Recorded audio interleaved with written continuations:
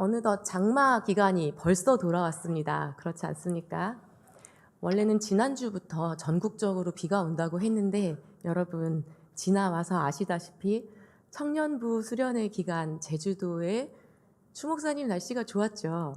네, 그리고 초등부가 성경학교 하는 그 기간 내내 하나님께서 장마를 잠시 밀어주시고 주일 모든 예배 다 마치고 나서 이제 이번 주간에 들어오면서부터 장마가 시작된 것 같습니다.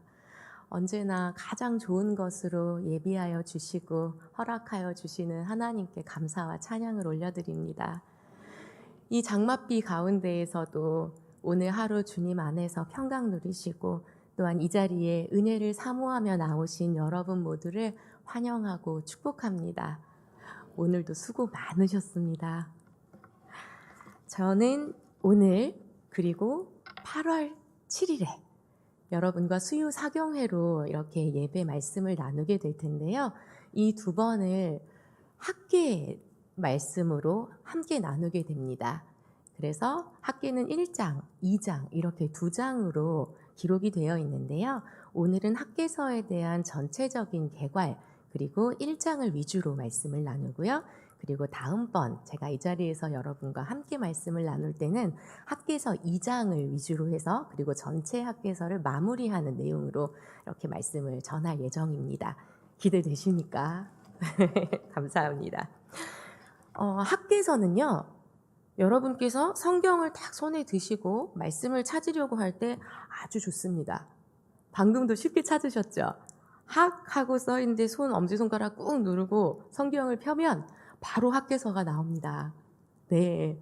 그런데 학계가 구약 성경에 처음부터 시작해서 쭉 어디쯤에 있을까요? 라고 하면 그때부터 눈이 침침해지기 시작합니다. 그래서 오늘은 성경에 대해서 그 가운데서도 구약 성경 전체에 대해서 살짝 보고 그리고 학계서로 들어가려고 하는데요. 첫 번째 슬라이드 한번 같이 보시면 글씨가 매우 작죠. 제가 설명해 드릴 테니 걱정 마십시오. 이렇게 크게 역사서 그리고 시가서 그 다음에 선지서 또는 예언서로 크게 세 종류로 구약 성경을 나눌 수가 있습니다. 그 가운데 역사서는 또 크게 둘로 나눌 수 있는데요. 우리가 흔히 오경 또는 모세오경이라고 부르는 창출, 레민신 여기까지도 역사서로 들어갑니다. 그리고 여호수아에서부터 얼마 전에 종강한 에스더서까지가 전부 다 역사서 안에 들어갑니다. 과거에 하나님께서 역사를 통해 어떤 하나님이신지를 보여주셨던 이야기 형식의 글들입니다. 그리고 나면 그 뒤에 욥기, 시편, 잠언, 전도서, 아가 해가지고 시가서라는 묶음의 책들이 나와요. 그 성경을 지나고 나면 이 시가서는요. 현재 신앙의 경험을 노래의 형식으로 하나님께 올려드리는 그런 성경들입니다. 그 다음에는 선지서라고 되어 있는데요. 대예언서, 소예언서, 대선지서, 소선지서 요 선지서와 예언서라는 말이 같은 말입니다. 왜 달라졌는지는 제가 잠시 후에 설명해 드리겠습니다. 이사야, 예레미야, 예레미야애가, 에스겔, 다니엘 여기까지는 대예언서, 대선지서라고 부르고요. 그 뒤로 나오는 호세아부터 말라기까지를 소예언서, 12소예언서라고도 부릅니다. 이렇게 부르는데요. 왜 선지서, 예언서 혼용합니까? 궁금하실 수 있어요. 예전에는 전부 다 선지자라고 이야기하고 선지서라고 얘기했습니다. 다른 이들보다 먼저 아는 사람이라는 뜻이겠죠. 그런데 이런 용어보다는 하나님께서 보여주셨고 하나님께서 알려주셨기에 다른 사람들보다 먼저 알게 되는 것 아닙니까? 그래서 이 예언이라는 게 그저 무속신앙에서 보이는 또는 우리가 좀 괴기스러운 이런 문화에서 접할 수 있는 그런 예언이 아니고요. 은행에 예금을 저축한다 하는 그 맡을 예자를 써서 하나님의 말씀을 대신 맡은 사람, 이 예언자, 하나님께 맡은 그 말씀을 전하는 성경을 예언서라고 부릅니다. 그래서 요즘에는 그 선지서나 선지자라는 말과 예언자, 예언서라는 말을 혼용하기도 하고 때로는 예언자, 예언서라는 말을 더 많이 하기도 합니다. 그 가운데 우리가 오늘과 그리고 다음번에 함께 보게 될 학계에는요, 12소 예언서 묶음 안에 들어 있습니다. 이 12소 예언서에서 뒤에 맨 마지막에 나오는 학계, 스가랴, 말라기 이 세 개의 소예언서가 비슷한 시대적인 배경을 가지고 있습니다. 이스라엘 백성들이 솔로몬의 아들 르호보암 시절에 하나님께서 남유다와 북이스라엘로 나누셨죠. 그렇게 흩으신 다음에 북이스라엘의 하나님의 마음을 흡족해 하는 왕이 단 한 명도 없어서 먼저 멸망했습니다. 아수르라는 나라에. 그래서 그 아수르에서 이 북이스라엘 지역에 여러 민족들을 다 이주시키고 또 북이스라엘 사람들을 아수르의 다양한 곳으로 퍼뜨려서 혼합 정책을 썼죠. 그렇게 하면서 순수 혈통인 사람들이 남아있지 않게 됐습니다. 그리고 얼마 지나지 않아 역시 마찬가지로 남유다도 하나님을 버리고 우상을 숭배하고 종교적인 부분에선 하나님 그리고 또 우상 숭배, 정치적인 영역에서는 하나님이 아닌 열방의 강대국들을 의지하면서 멸망하게 됩니다.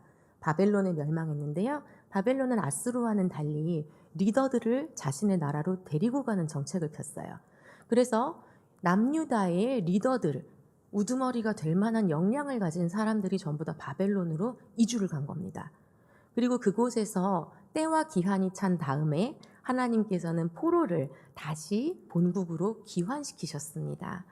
그런데 이 본국으로 귀환시키시는 이 부분에서 이제 본국으로 귀환을 다 해서 온 그 첫 시작은 고레스 칙령입니다.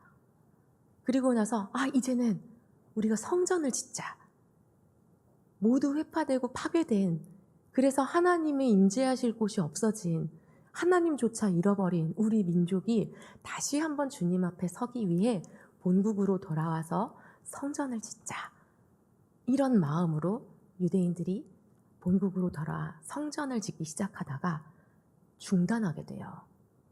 사마리아인들이 방해를 하고, 그러면서 그들이 중단을 시작한 시점에서부터 자신들의 삶에 집중을 하게 되면서 처음의 마음을 잃어버리고 이제는 성전 없어도 살만하네, 괜찮네요, 중단 조금 기간이 길어져도 괜찮지요 하던 시점에 예언자 학계를 하나님께서 세우십니다.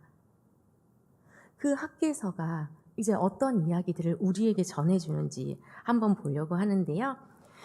학계서는 참 특이하게도 하나님께서 몇 년도 몇 월에 이런 말씀을 주셨는지 그 모든 시기들이 기록되어 있습니다. 두 번째 슬라이드 한번 보여주시면요. 요거는 글씨가 조금 보이실까요? 4번의 예언이 나오는데요. 그 예언의 첫머리가 학계서 1장 1절, 그 다음에 1장 15절 뒷부분에서 2장 1절까지, 그 다음에 2장 10절, 2장 20절 해서 하나님께서 다리오 왕 제2년 몇째 달 며칠에 이런 말씀을 학계에게 허락하셨다라고 4번 명시를 해주십니다.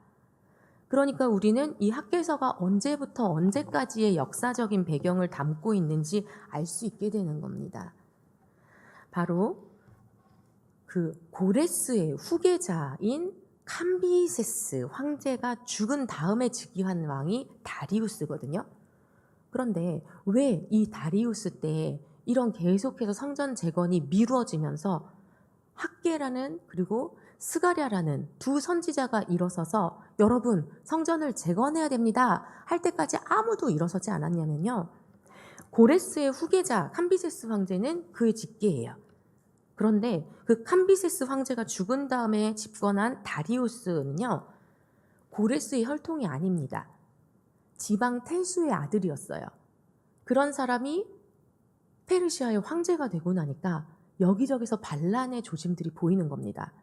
그러면서 그 반란을 잠재우기 위해서 제국이 시끄러워지고 어디선가 민족들끼리 뭉치기 시작한다 하면 나를 곤두세우는 겁니다. 이런 속에서 우리가 어떻게 성전을 재건하겠느냐? 이스라엘 백성들은 시도도 해보지 않고 먼저 포기하는 거예요. 국제 정세가 이러니까 어느 민족이든지 결집하기만 하면 반란을 봉기한다고 여겨서 사람들을 다 못 살게 만드니까 우리는 애초에 그런 것들을 해보려고 하지를 맙시다. 시도하지 맙시다.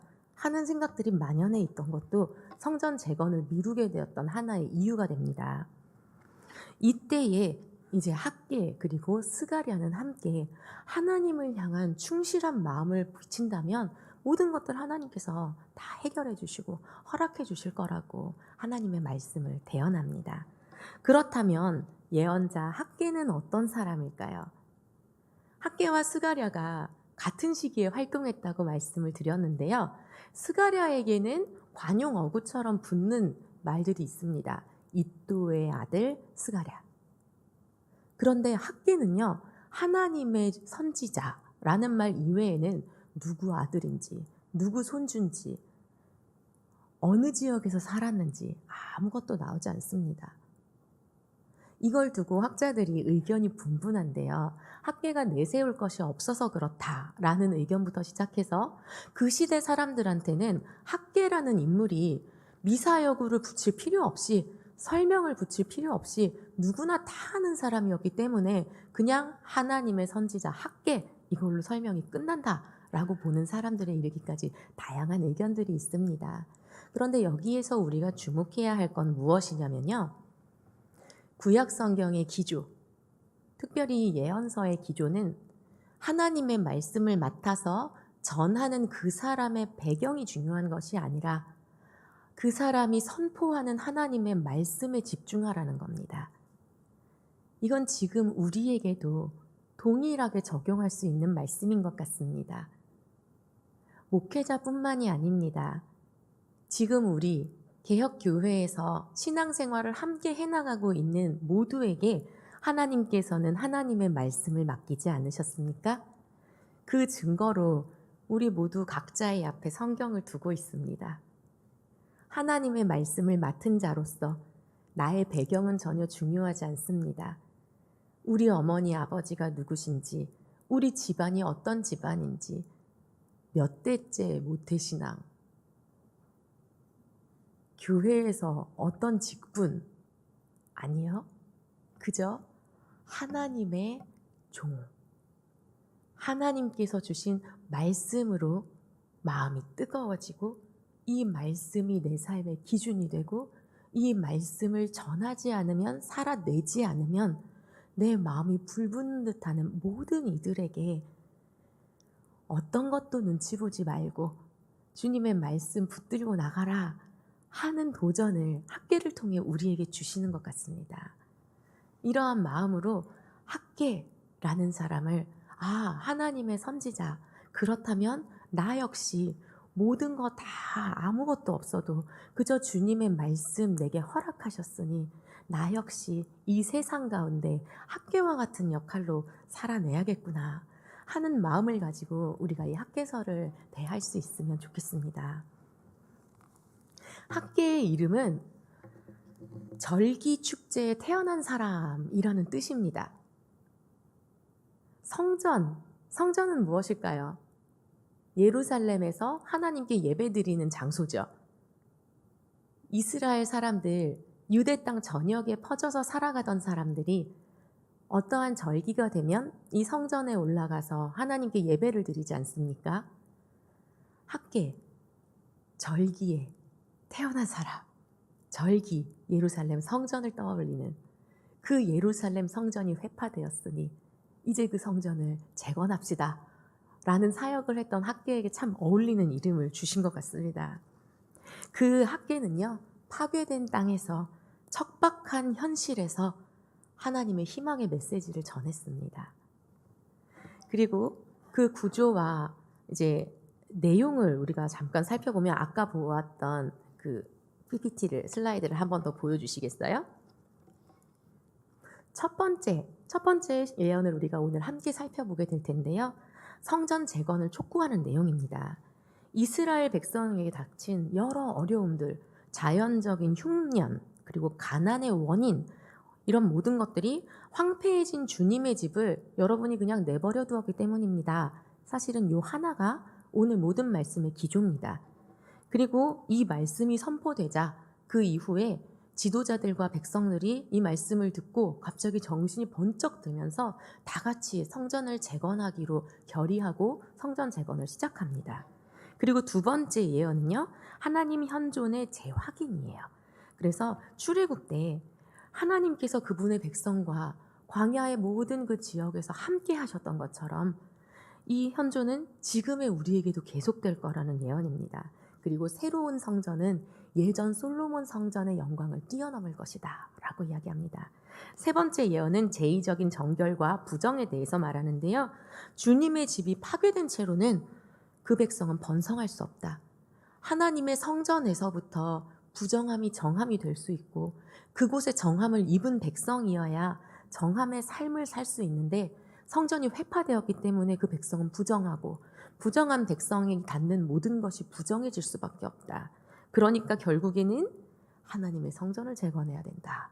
이렇게 세 번째 예언이에요. 그리고 네 번째 예언은 성격이 조금 달라집니다. 메시아 신탁입니다. 하나님께서 다른 민족을 정복하시고 그리고 유다를 강자로 세우시기 위해서 스룹바벨을 선택하실 것이다. 이런 내용의 말씀이 이어집니다. 이렇게 선명한 4개의 예언으로 학개서의 1장과 2장이 구성되어 있습니다. 그 가운데 우리는 조금 전에 말씀드린 대로 첫 번째 예언으로 주로 구성되어 있는 학개서 1장의 말씀을 오늘 함께 나눌 것입니다. 이제 에스라 1장과 2절의 말씀을 잠깐 떠올려 보시면 좋겠는데요. 제가 읽어드릴게요. 바사왕 고레스는 말하노니 하늘의 하나님 여호와께서 세상 모든 나라를 내게 주셨고 나에게 명령하사 유다 예루살렘의 성전을 건축하라 하셨나니 이스라엘의 하나님은 참신이시라. 너희 중에 그의 백성된 자는 다 유다 예루살렘으로 올라가서 이스라엘의 하나님 여호와의 성전을 건축하라. 그는 예루살렘에 계신 하나님이시라. 아멘. 이 말을, 이 선포를 페르시아의 왕이 했습니다. 이게 바로 고레스 칙령입니다. 그리고 이 명령에 발맞추어서 많은 사람들이 자신의 본국으로 돌아왔습니다. 하지만 그곳에 원래부터 터를 잡고 있었던 사마리아 사람들이 처음에는 성전 건축에 우리도 좀 끼워주세요 했다가 여러분은 이미 너무 혼탁해졌기 때문에 우리와 함께 성전을 건축할 수 없습니다 라고 거절당하자 이제는 온갖 방법을 다 사용해서 성전 건축을 회방합니다. 그렇게 시작해서 이제 성전 건축이 중단되었는데요. 무려 16년 동안 성전 건축이 중단됐습니다. 그런 상황에서 오늘 본문의 1장 1절 말씀을 다 같이 읽어보시겠습니다. 다리오 왕 제2년 6째 달, 곧 그 달 초하루에 여호와의 말씀이 선지자 학개로 말미암아 스알디엘의 아들 유다 총독 스룹바벨과 여호사닥의 아들 대제사장 여호수아에게 임하니라. 이르시되 아멘. 학개는 당시에 총독으로 실질적인 이제 성전 건축을 할 수 있는 사람이었던 스룹바벨과 대제사장이었던 여호수아, 그 두 사람에게 하나님의 말씀을 먼저 전했습니다. 그런데 그 대상에 딱 2명만 해당되는 건 아닙니다. 이어지는 2절 말씀 함께 읽어보시겠습니다. 만군의 여호와가 이같이 말하여 이르노라. 이 백성이 말하기를 여호와의 전을 건축할 시기가 이르지 아니하였다 하느니라. 아멘. 이스라엘 모든 백성이 하는 이야기를 하나님께서 들으셨다. 그리고 이제 말씀하신다. 그렇다면 이 말씀을 듣는 사람은 스룹바벨과 여호수아 두 사람뿐일까요? 아니죠. 이스라엘의 모든 백성을 향해서 하나님 말씀하시는 겁니다. 하나님의 입장이 돼서 한번 감히 우리가 생각해 볼 수 있으면 좋겠습니다. 하나님 인격적인 분이십니다. 우리처럼 감정을 가지고 계신 분이십니다. 그런데 하나님께서 약속의 말씀대로 신실하게 지키셨어요. 포로로 끌려갔던 이들을 이제 약속의 땅으로 다시 보내주셨습니다. 그리고 그들이 무슨 이야기들을 하고 있나 들어보시니까 아직 아니에요. 아직 하나님 성전 건축 못해요. 이런 이야기들만 하고 있는 거예요. 이 시대 사람들은 지금의 우리와는 다릅니다. 지금의 우리는 코로나로 말미암아 예배당에 나와 예배드리지 못해도 주님 내 마음에 계시니 내가 있는 그곳에서 주님 만날 수 있습니다라고 말할 수 있죠.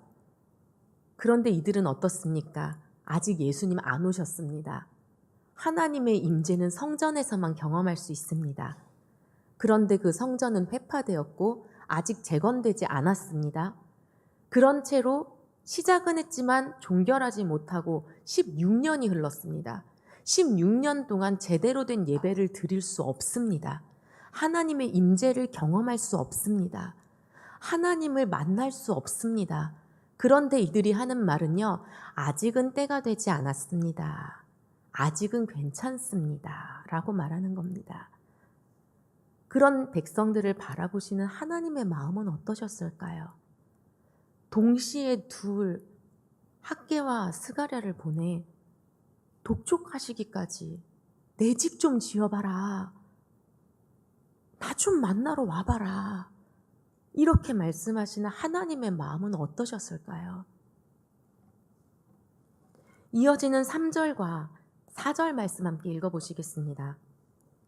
여호와의 말씀이 선지자 학개에게 임하여 이르시되 이 성전이 황폐하였거늘 너희가 이때에 판벽한 집에 거주하는 것이 옳으냐. 아멘.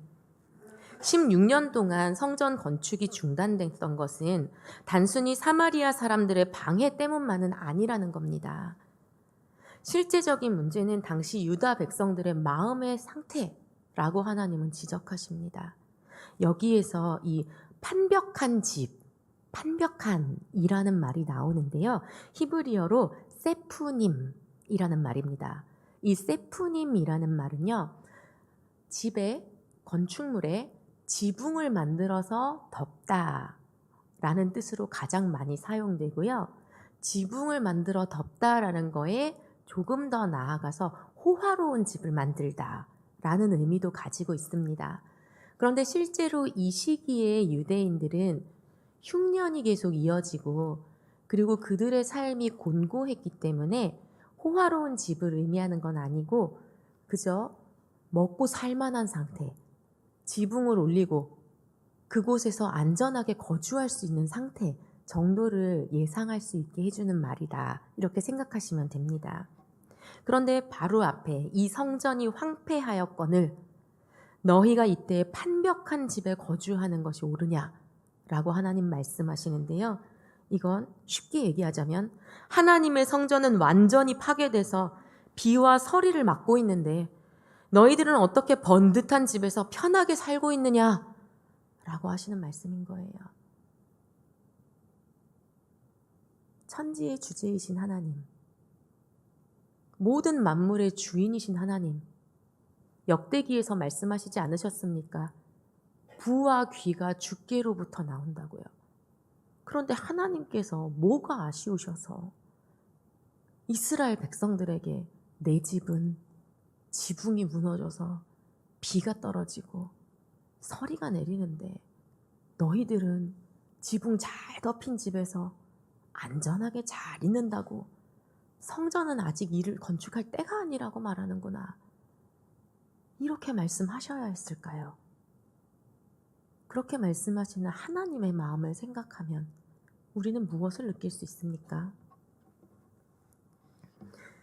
이 너희가 이때 판벽한 집에 거주하는 것이 옳으냐라는 문장을 히브리어 원문으로 보시면요. 너희라는 단어가 무려 3번이나 나옵니다. 직역하면요. 이 성전이 황폐하였거늘 너희를 위해서 이때에 너희의 판벽한 집에 거주하는 것이 옳으냐? 라고 되어 있어요. 그러면서 학기는 5절에서 말합니다. 5절 말씀 함께 보시겠습니다. 그러므로 이제 만군의 여호와가 이같이 말하노니 너희는 너희의 행위를 살필지니라. 아멘. 학기 선지자는 이스라엘 백성에게 자신의 행위를 살피라고 책망합니다. 이는 잠시 멈추어 서서 앞만 보고 나의 삶만 보고 내 가족들의 이 일상만을 보고 달려가던 삶을 잠시 멈추고 하나님 앞에서 다시 한번 단장해 보라는 말씀입니다. 지금 이렇게 살아가는 게 옳은가? 하나님 앞에서 옳은가? 내 삶이 하나님께 예배로 올려드려지는 그런 삶을 살고 있는가? 하나님의 임재를 진정으로 사모하면서 살아가고 있는가? 처음 포로에서 돌아왔을 때 이 공동체는 어땠을 것 같습니까? 희망에 부풀어 있었습니다. 아, 하나님께서 갑자기 기적과 같이 우리들을 본국으로 보내주시는구나. 심지어 이방인인 고레스가 칙령까지 베풀어서 성전을 지으라고 말할 정도로 필요한 모든 재원들 다 가져가라고 이렇게 이야기하면서 우리가 이제 다시 귀환을 했구나.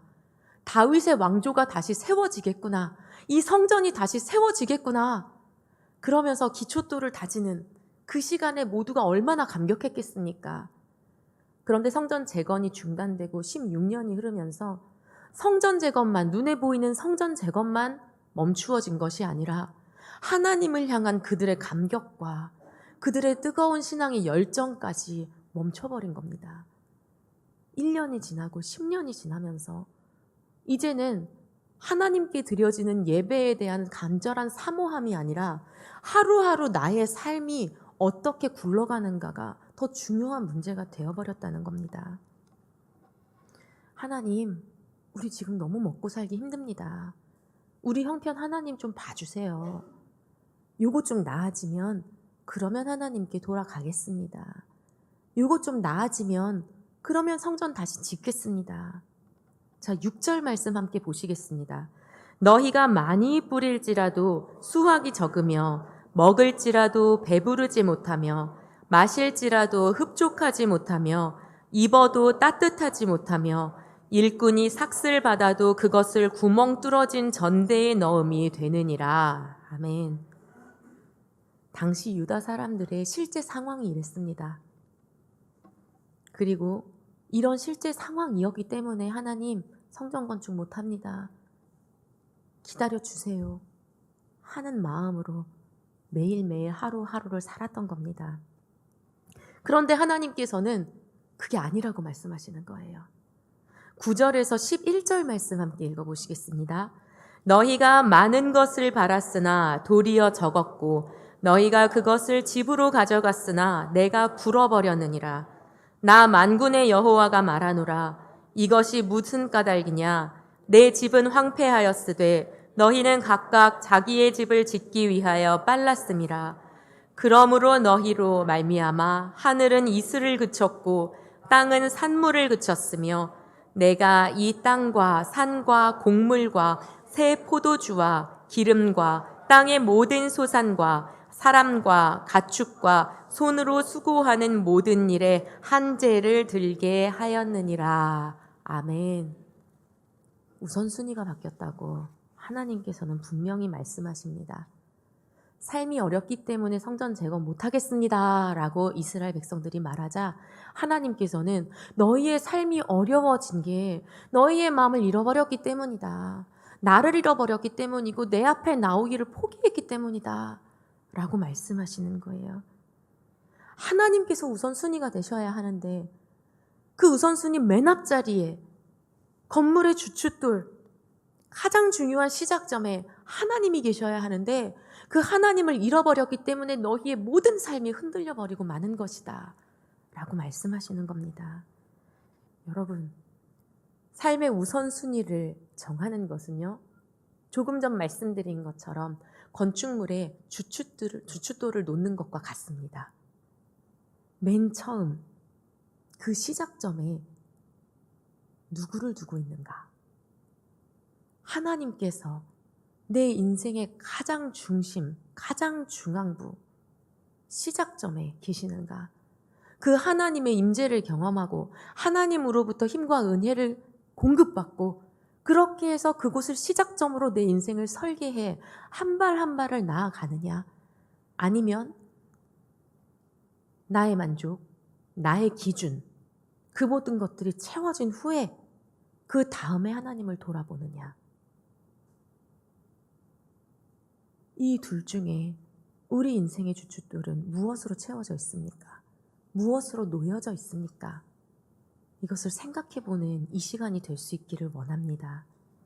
내 인생이라는 건축물의 토대, 주춧돌에 내가 놓여져 있는가?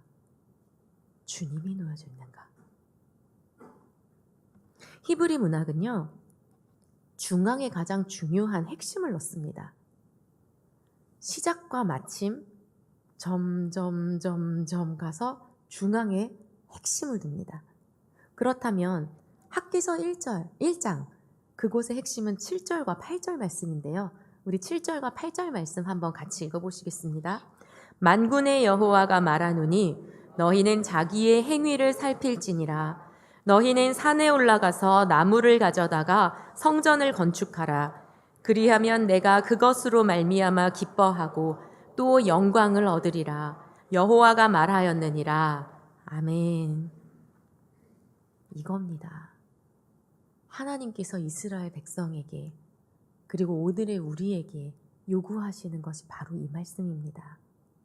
이스라엘 백성들은 하나님께 말씀드리고 있어요. 하나님 조금만 기다려주세요.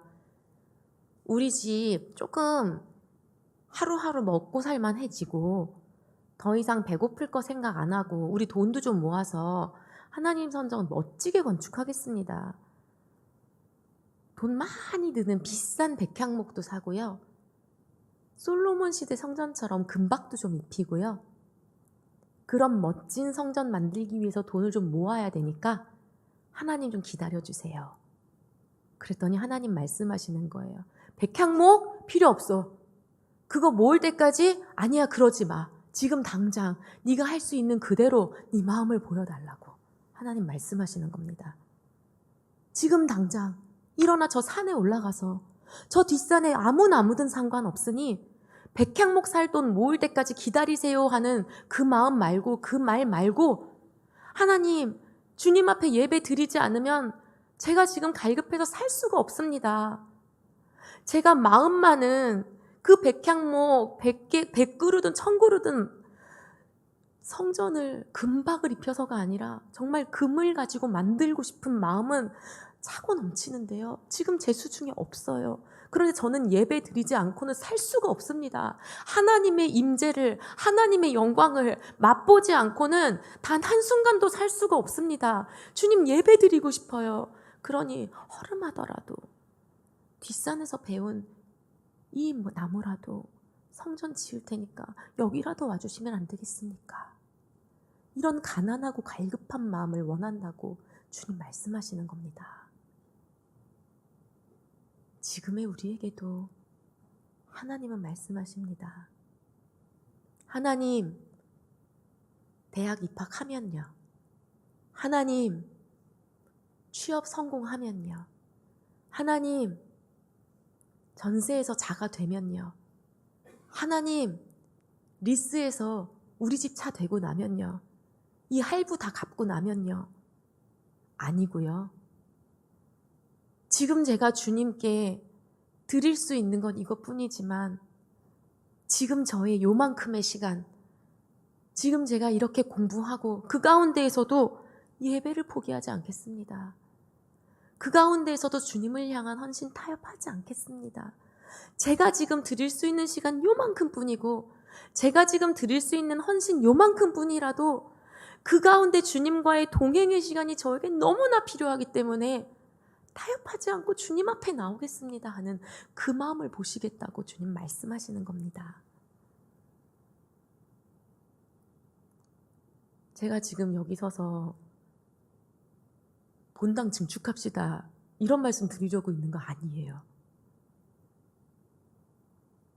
우리는 내 마음 안에 주님을 모시고 있는 사람들 아닙니까? 우리 한 사람 한 사람이 주님 계신 성전이라고 고백하는 사람들 아닙니까? 그렇다면 내 마음의 성전을 우리는 매 순간순간 어떻게 짓고 있습니까? 성령님께서 이 안에 거하시는 성전을 우리는 매 순간 이러한 갈급한 마음으로 주님 제 마음에 이렇게 계시면 좋겠습니다. 주님께서 계시는 성전인 제 마음을 저는 이런 갈급함으로 오늘도 갈고 닦습니다. 매 순간순간 돌아보면 제 마음은 너무너무 좁고요. 매 순간 눈물로 회개해도 매 순간 다시 더러워지고요. 주님 제 마음에 계시라고 말씀드리기에 너무나 부끄럽습니다. 그래도 주님 계셔야 돼요. 그래도 주님의 임재가 필요합니다. 그래도 주님 이런 거쳐라도 함께 해주세요. 이런 갈급한 마음으로 매일의 새벽을, 매일의 우리의 삶의 여정을 주님 앞에 호소하면서 매달리면서 그렇게 살아내고 있습니까? 오늘의 말씀 가운데 우리에게 도전하는 마음이 깃들기를 원합니다. 하나님께서 어떠한 마음으로 우리의 마음 안에 계실지, 어떠한 마음으로 우리의 삶을 바라보실지, 그리고 또한 우리는 어떤 마음으로 주님 앞에 응답해야 할지 생각해 볼 수 있기를 원합니다. 예수님께서 경고의 말씀을 주셨습니다. 마태복음 6장 24절 말씀입니다. 함께 읽으시겠습니다. 한 사람이 두 주인을 섬기지 못할 것이니 혹 이를 미워하고 저를 사랑하거나 혹 이를 중히 여기고 저를 경히 여김이라. 너희가 하나님과 재물을 겸하여 섬기지 못하느니라. 아멘. 그러면서 또한 약속의 말씀 주셨어요. 마태복음 6장 33절과 34절 말씀입니다. 그런즉 너희는 먼저 그의 나라와 그의 의를 구하라. 그리하면 이 모든 것을 너희에게 더하시리라. 그러므로 내일 일을 위하여 염려하지 말라. 내일 일은 내일이 염려할 것이요 한날의 괴로움은 그날로 족하니라. 아멘. 우선순위가 중요하다고 말씀하십니다. 악인이라도 그 자녀에게 좋은 것을 줄 줄 안다고 하는데 우리의 아버지 되시는 하나님께서 우리의 필요를 모르시겠습니까?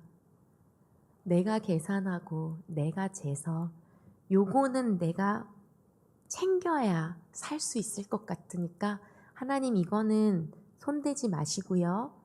남는 거 생기면 드릴게요.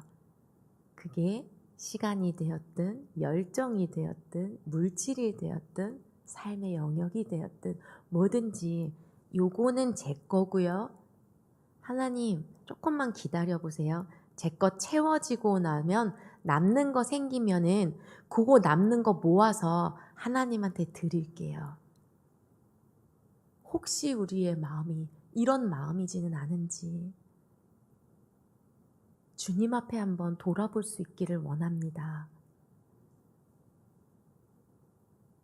오늘 말씀의 제목 건축학 개론입니다. 그 첫 번째, 주춧돌은 어떻게 놓아야 하는가?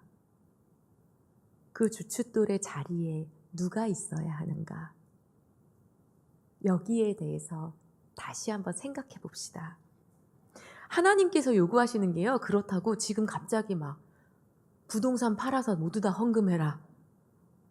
지금 당장 모든 진로 다 접고 선교사로 서약해라.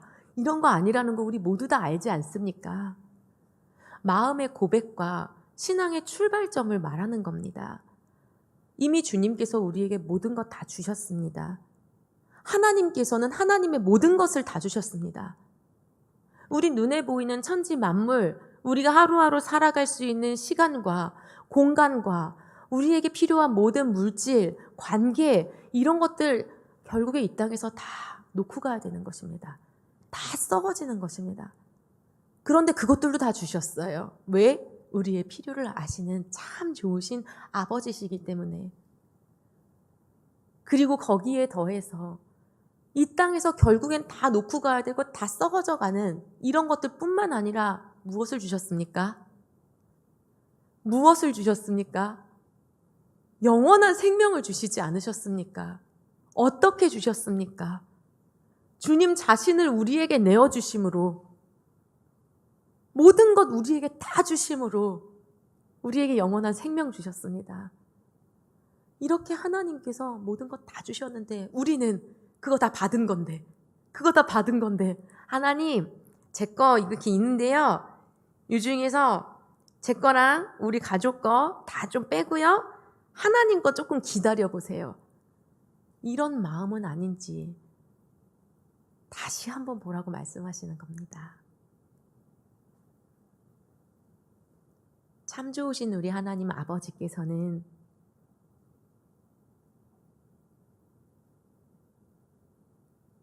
노크하십니다. 우리의 마음을 두드리십니다. 한순간 모든 걸 빼앗는 식으로 벼락처럼 혼내시는 게 아니라 먼저 노크하시죠. 말씀으로, 기도 가운데, 우리의 마음의 세미한 음성으로 내 이야기 좀 들어주련. 사랑하는 나의 자녀야, 내 마음을 좀 알아주련. 이럴 때에 우리의 마음이 주님을 향해 활짝 열려 순종의 마음으로 눈물을 흘리며 회개하고 주님께 돌아갈 수 있기를 원합니다. 하나님, 제가 왜 그 생각 못했을까요? 하나님, 제가 매 순간 바쁘다고 왜 주님 마음 몰랐을까요? 하고 돌아갔을 때, 그래, 너 이 녀석 왜 그거 몰랐어? 왜 정신 못 차렸어? 혼내시는 게 아니라 마을 어귀까지 나와서 돌아오기만을 기다리며 돌아오는 순간 누가 뭐라 할까봐 그대로 감싸 안아, 아무도 보지 못하게 그대로 감싸 안아 새 옷을 입히시고 축제의 잔치를 여시는 그분이 우리 아버지십니다. 혹여 이 가운데 오늘의 말씀으로 마음이 아프고 찔리는 분이 계시다면 무서운 하나님을 생각하며 두려워하는 게 아니라, 그래, 이 말씀으로 내가 주님 앞에 돌아갈 때 두 팔 벌려 하나님 나를 안아주시는구나. 그래, 이제 다시 해보자. 이제 다시 시작해보자. 내가 너를 기다렸다 하고 반겨주시는 주님 품에 안겨 새로이 내 마음의 성전을 다시 한번 지어가는 우리 양산 중앙교회 공동체가 될 수 있기를 소망합니다. 함께 기도하시겠습니다. 존귀하신 하나님, 이 세상 모든 영광과 비할 수 없는 영광의 주인이신 하나님, 이 시간 주님께서 우리를 받아주시고 다시 한번 주님 앞에 설 수 있게 해주신 은혜에 감사를 드립니다. 오늘 말씀을 통해 우리의 신앙을 점검해 봅니다. 이런저런 핑계로 성전 건축을 미루고 자신들의 삶에만 열중했던 유대 백성들의 모습이 오늘 우리의 모습은 아닌지 돌아봅니다. 식어지고 멀어진 우리의 마음을 다시 한번 주님께로 이끌어 주시옵소서.